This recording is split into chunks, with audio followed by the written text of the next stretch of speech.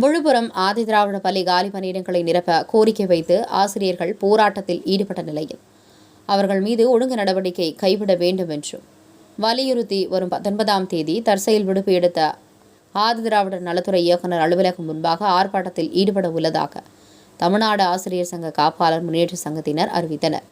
தமிழ்நாடு ஆசிரியர் காப்பாளர் முன்னேற்ற சங்கத்தின் மாநில செயற்குழு கூட்டம் விழுப்புரம் புதிய பேருந்து நிலையம் அருகே உள்ள தனியார் விடுதியில் நடைபெற்றது. கூட்டத்திற்கு பிறகு செய்தியாளர்களை சந்தித்த தமிழ்நாடு ஆசிரியர் காப்பாளர் முன்னேற்ற சங்க பொதுச் செயலாளர் விவேக், ஆதி திராவிடர் மற்றும் பழங்குடியினர் நலத்துறையில் நீண்ட காலமாக நிரப்பப்படாமல் உள்ள 2000 ஆசிரியர் காப்பாளர் பணியிடங்களை நிரப்ப வேண்டும். பணியிடங்கள் நிரப்பப்படாததால் மாணவர்களின் சேர்க்கை விகிதம் குறைந்து உள்ளதாக தெரிவித்தார். காலி பணியிடங்களை நிரப்ப கோரிக்கை வைத்த ஆசிரியர் சங்க நிர்வாகிகள் மீது தன்னிச்சையாக மேற்கொள்ளப்பட்டுள்ள ஒழுங்கு நடவடிக்கை கைவிட வேண்டும். காலி பணியிடங்களை நிரப்ப வேண்டும் என வலியுறுத்தி வருகிற 19ஆம் தேதி தற்செயல் விடுப்பு எடுத்து சென்னையில் உள்ள ஆதிதிராவிட நலத்துறை இயக்குநர் அலுவலகம் முன்பாக ஆர்ப்பாட்டத்தில் ஈடுபட உள்ளதாக தெரிவித்தார். ஆதிதிராவிட அரசு பள்ளி ஆசிரியர்கள் மீது தமிழக அரசு அடக்குமுறையை கையாள்வதாகும். ஆதிதிராவிட அரசு பள்ளி ஆசிரியர்களுக்கு அரசாணைப்படி பதவி உயர்வு ஊதிய உயர்வு வழங்குவதில்லை என்றும், பல இடங்களில் ஆதிதிராவிட நலப்பள்ளிகள் சீரமைக்கப்படுவதில்லை என்றும், சில இடங்களில் ஆதிதிராவிட நலப்பள்ளியின் முன்பக்கம் மட்டும் வர்ணம் பூசப்பட்டு பணிகள் மேற்கொண்டது போல நிதி எடுக்கப்படுவதாக குற்றம் சாட்டினார் என்பது குறிப்பிடத்தக்கது. உங்கள் பகுதியில் உடனுக்குடன் முக்கிய செய்திகள் உங்கள் விரல் நுனியில் காண எங்கள் தவசி நியூஸ் 24 சேனலை காண தவறாதீர்கள். உங்கள் விழுப்புரம் மாவட்ட செய்தியாளர் ஆர். வசந்தகுமாருடன் உங்கள் தவசி ரமேஷ்.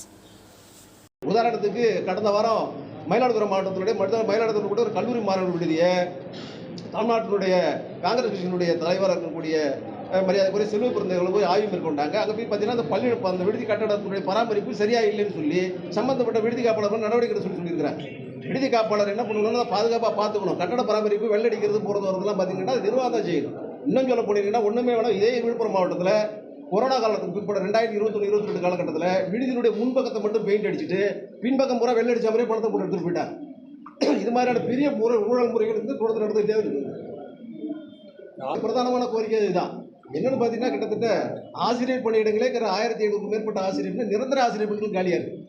இன்னும் சொல்ல போனோம்னு கேட்டிங்கன்னா ஆதிதிராவிட மற்றும் பழங்குடியினத்தில் இருக்கக்கூடிய பள்ளிகளில் இருக்கக்கூடிய காலி பணியிடத்தை பள்ளிக்கல்வித்துறை மாதிரி பார்க்காம சிறப்பு அனுமதி கொடுத்து நிரப்பின வரலாறு உண்டு, நிரப்பியிருக்கிறாங்க. உதாரணத்துக்கு SC/ST மக்களுக்கான இடஒதுக்கீட்டை நீங்கள் இன்னும் முழுமையாக நிறைவேற்றணும் அப்படின்னு சொன்னால் இருக்கக்கூடிய தகுதி குறைபாடு இருந்தாலும் கூட அதை குறைச்சி தகுதி இருக்கிற உதாரணத்துக்கு பார்த்தீங்கன்னா 1988 காலகட்டத்தில் டீச்சர் ட்ரைனிங் முடிக்காத கேண்டிடேட் இருந்தாங்க, கிடைக்கல. அப்போ அரசு என்ன பண்ணுச்சுன்னா அன்ட்ரெயின் டீச்சர்ஸ்னு சொல்லி ட்ரைனிங் முடிக்காத ஆட்களை டீச்சராக போட்டு அதுக்கப்புறம் ட்ரைனிங் கொடுக்குது. 1997-2002 காலகட்டத்தில் இதே மாதிரி இடைநிலை ஆசிரியர் பயிற்சி முடிச்ச ஆசிரியர் இல்லாத காரணத்தினால அதிக கல்வித்துறையுடைய பட்டதாரி ஆசிரியர்களை போட்டு வேகன்சி ஃபில் பண்ண நிர்வாகம் தான் இது. ஆனால் இந்த மாதிரியான நடவடிக்கைகள் எடுக்கிறதுக்கு யாரும் இல்லாத காரணத்தினால இது ஒரு பெரிய பின்னடைவாக போச்சு. இது எல்லா பின்னடைக்கும் முதல் காரணம் என்னன்னு கேட்டிங்கன்னா மாவட்டங்களில் மாவட்ட அதிகாரிகளுக்கு வழங்கப்பட்டிருந்த அதிகாரம். உதாரணத்துக்கு ஒரு பணியிட மாறுதல், பதவி உயர்வு, பணி நியமனம், இந்த மாதிரி விஷயங்கள் எல்லாமே டிஸ்ட்ரிக்டில் இருக்கக்கூடிய டிஸ்ட்ரிக்ட் வெல்ஃபேர் ஆஃபீஸர் தான் பார்த்துக்கிட்டு இருந்தாங்க. 2012 முடிச்ச பிறகு நேரடியாக சென்னையில் இருக்கக்கூடிய இயக்குநர்கள் இந்த பணிகள் எல்லாமே அவங்க ஹேண்டில் பண்ணுறாங்க. சென்னையில் இருந்து அவங்க ஹேண்டில் பண்ணுறதுல என்ன தெரிய வருதுன்னா எந்த மாவட்டத்தில் வேகன்சி இருக்குது, எங்கே வேகன்சி இல்லை, நீங்கள் ஸ்கூல் ஆள் இருக்கா இல்லையாங்கிறது அவங்க தெரியறதில்லை. நான் நேராக போகிறேன், ஒரு மனு கொடுக்குறேன், டேரக்டரை பார்த்து மனு கொடுத்து டேரக்டரை கன்சிடர் பண்ணுங்கன்னு சொல்கிறாங்கன்னு கூட கீழே இருக்கக்கூடிய அலுவலர்கள் இது எந்த மாவட்டம், அந்த பள்ளியுடைய தன்மை என்ன, எத்தனை டீச்சர்ஸ் இருக்கிறாங்க, வேகன்சி இருக்கா இல்லையா, இதெல்லாம் சரிவர பார்த்து